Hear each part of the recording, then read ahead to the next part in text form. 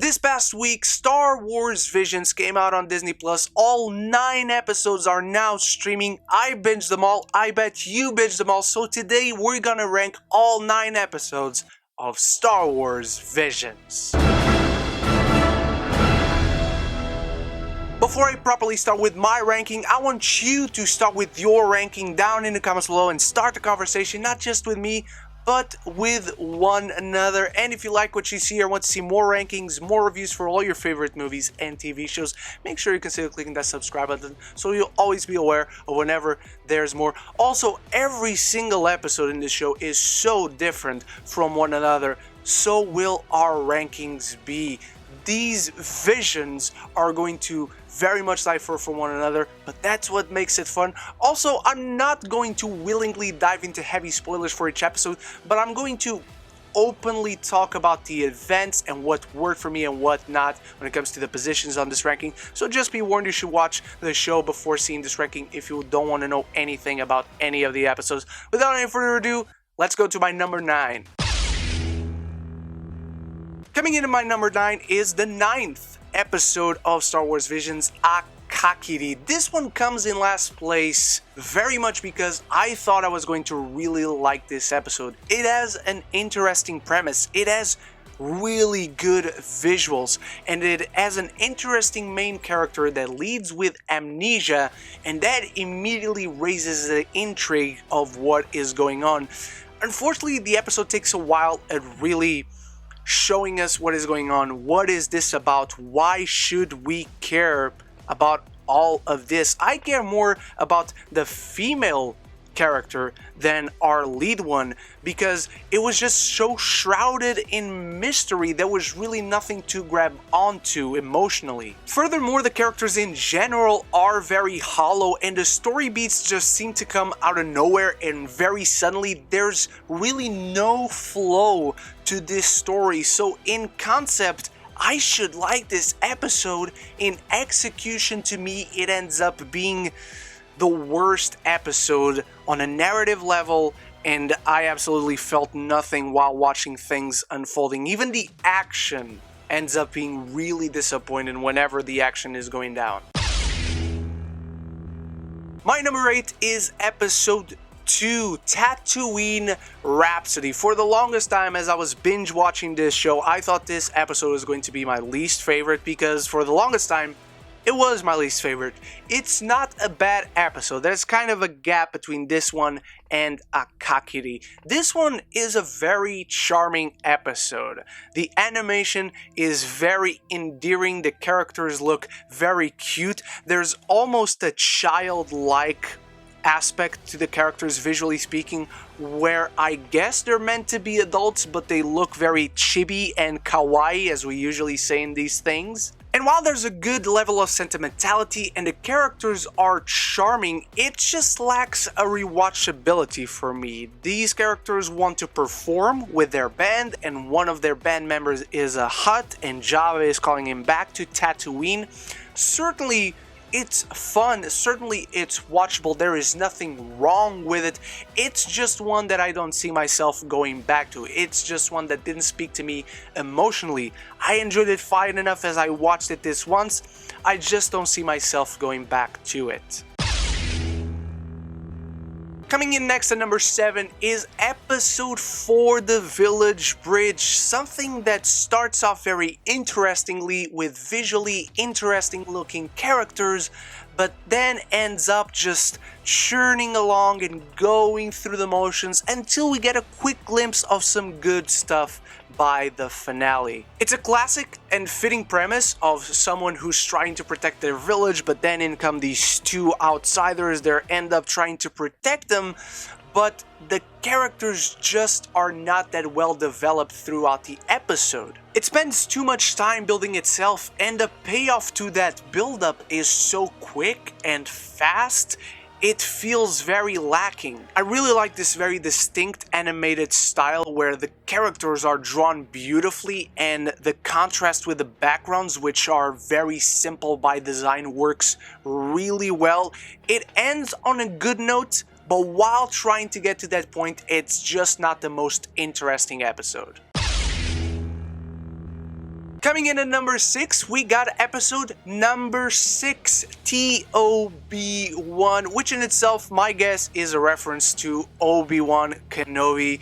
This one not only stars Masako Nozawa, who is the voice of Goku from Dragon Ball, but it's also very clearly inspired by Astro Boy, visually and narratively speaking. It's again one of those episodes that it's very charming. This is very endearing. It's a very cute relationship that the droid has with his creator and professor. The first half is a very heartwarming, even if simple, day in the life of style narrative, but then on the halfway point it takes a turn to the dark and it actually gives us a quite interesting, even if really fast, hero's journey that has quite a bit of dark edge to it that I really appreciated, and that second half is the one that brought up this one quite a few places. This certainly isn't the best episode. Again, even the things that work, this episode is so short, it's very fast in every regard,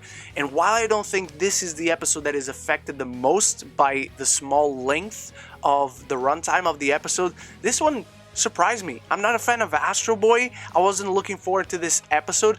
It's very much for the younger crowd, but it ended up really working for me because I found that second half, even in its constraints, really strong.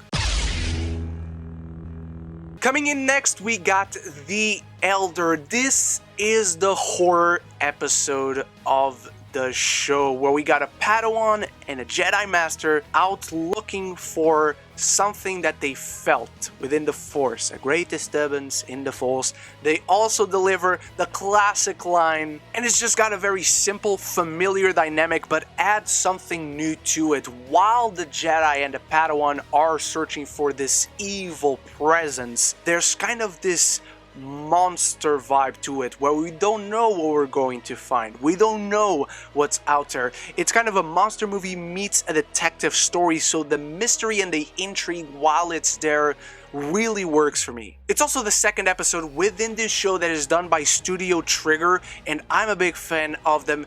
It's strikingly different from the previous one they done, which we'll get to in a little bit. But that is all for the better. It still fits very much within the world of Star Wars. I think the action in this one really stands out. It's visually striking. By the end, unfortunately, I thought they lost a bit of the edge when it comes to the monster element of it. By the time they find the Elder, they just don't do anything interesting with it. While it certainly gives us a good premise, a good relationship between characters and actions, the ending just felt lacking, and it didn't even feel like it opened itself up to continue for any particular reason. Coming in at number 4, the Duel, the premiere episode of the show, and the one I mentioned in my review where we have the Kurosawa vibes, which is very much what Lucas initially based Star Wars off of. I love the animated style in this episode where we have everything black and white with these hard, angled, strong lines throughout, but then the lightsabers and the blasts are colored, and it allows itself to really stand out. It looks very rustic is the best way to describe it, but it's all the more noticeable and it stands out all the more because of that. It's a gorgeous, classic and unique looking animation that highlights the influences and gives it more of a dark edge that I talk about that I really appreciate. We got this wandering Ronin that we don't know anything about him, and then the classic premise of there's this village in danger. He's not really involved in that, but suddenly he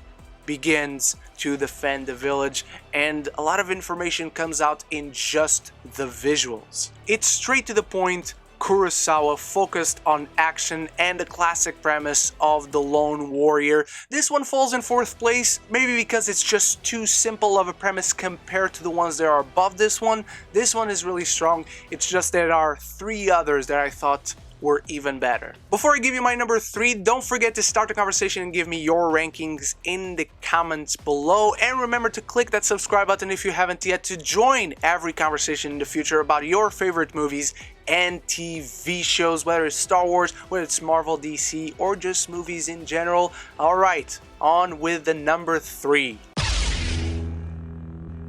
Coming in at number 3 is episode 5, The Ninth Jedi. Now, for these top 3 episodes, there's a big gap between the ones that came before. These 3 episodes that I have on my top 3 are really spectacular. I really like this. This is yet again a mystery episode. These Jedi are summoned by this one mysterious person they don't know very well to this one place. So from the beginning we have this level of intrigue that is interesting and this collection of diverse characters, while at the same time it's telling another story simultaneously about this young girl who has to deliver these lightsabers. So it's telling this big story with a lot of characters, and at the same time this intimate coming of age story of this would-be heroine. The grand scope and intimate feel as it's telling those two stories simultaneously blends very well and lends to the pacing and cadence throughout this episode as these two stories are converging. There's also a connectivity to Star Wars that I really appreciate, with this grand scope opening with a narration and big swooping shots in space coming down to this story as we begin the tale of the Ninth Jedi. So it blends in really well with the mystery, the intrigue, those big swooping shots, and it all leads to a fantastic twist and some great action. I really like this episode. What holds this one back and only places it at number 3 is that how it ends, it's so open and feels like it's going in such an interesting direction. I want to see that direction even more than what I saw in this one episode. It's really strong. I just prefer the other 2 that are coming next. Coming in at number 2, Lop and Oko, also the 8th episode of the show. Visually speaking and character speaking, this is the strongest episode of the show for me. Visually, it is on a movie quality. Those grand scopes, the character details, the big Star Destroyer and the markets and the big cities and the detailed castles and buildings throughout it, just on another level compared to the rest of these episodes. Not that the other ones look bad, don't get me wrong. This one is just on another level. This one had a movie-like budget to it. I could see this episode absolutely on the big screen. It's also the strongest episode character-wise. I love the family and friendship dynamics that we have driving the story forward, with one sister turning to evil and then the adopted sister is the one that is defending the honor and the legacy of the family. I love that we have a personal relationship between hero and villain that raises the stakes and puts our hero in a tough position because they can't just easily decide to kill or fight the villain. They have love for that character, and so the external conflict is there naturally because of what the villain decides to do, but the inner conflict is there because of the previously established relationship. There's also a great integration of Japanese culture and customs within the world of Star Wars, not only when it comes to the characters, not only what the story is like, but just where they live and what they do and how they dress, and even the lightsabers that come, and that is present in other episodes, yes. Why this one is a number 1, you ask, is because despite all of these qualities that I love in this episode, biggest drawback is that the length comes at a cost to the story. These elements are all so great. I feel like a movie version of this, like an hour, 90 minutes, I would watch the story unfold at a much better pace. So as much as I like all those elements, as much as I like all those qualities that I think are better in this one than in all the other episodes, the length of this one really cost it the most to me, and that is what stops it just barely of being my number 1. To no surprise to you by this point, my favorite episode is episode 3, The Twins. The first episode directed by Studio Trigger. I thought this style, the classic Trigger style, visually speaking, is very fitting to Star Wars. From the very beginning, I love just diving into this story of these twins who were created by the power of the dark side and are destined to rule the galaxy, and then one of them turns to the good side. There's narratively speaking, a really great nature versus nurture theme to this, while also being a destiny versus free will style of narrative. We go back to what I talked about in the previous entry, which is a personal relationship between hero and villain, where we come to the point where the hero doesn't even want to kill the villain, he just wants to stop them and save them. I find that really compelling. I find that really different. The action is on another level. It's grandiose, it's epic, it goes out there, it is insane how detailed it is and how much animation is put into this, and the fact that this is hand-drawn. Thank God they didn't have a CGI episode. The story is a family tragedy. If that's not Star Wars, I don't know what it is. A brother fighting a sister, trying to save them and bring them to the light side when they saw the truth, but the other one didn't. Love this episode. This is the one where I had the most fun with.